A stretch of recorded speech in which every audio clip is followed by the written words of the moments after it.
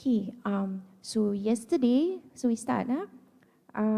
Yesterday we briefly talked a little bit about what pharmacists, what are the role of pharmacists, right? A little bit on what they do, what are some of their responsibilities. For example, pharmacists do dispensing medication, right? And then yesterday, so we also are responsible to do or prepare chemotherapy drugs, right, in the hospital. Okay, so today we will look at, so we'll be discussing on public health and health promotion. So we will define what health is, okay, what health is, and what public health is also, and what do I mean when we say health promotion, okay? And with this, does pharmacists even have a role in public health and health promotion? Okay, that's what today's lectures is.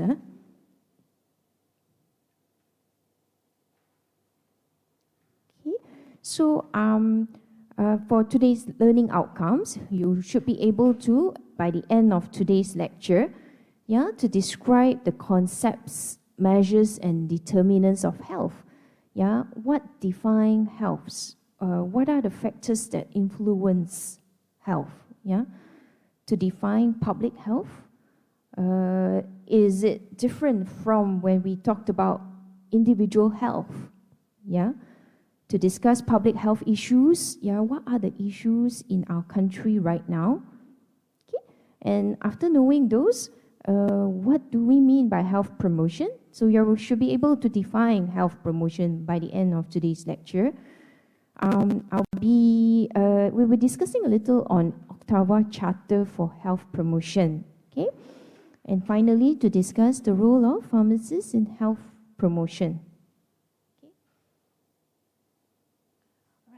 So, what comes to your mind, when you hear the word health? What do you mean by if I say the person is healthy? Is it by the look of it?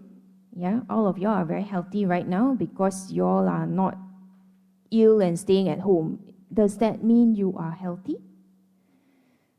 Do we just look at physical?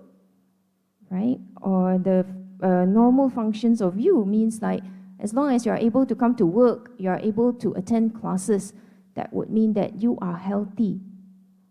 Okay? So it's not just that, It's probably more than that. Probably more than just being not falling ill. Okay? All right, so what does WHO defines health?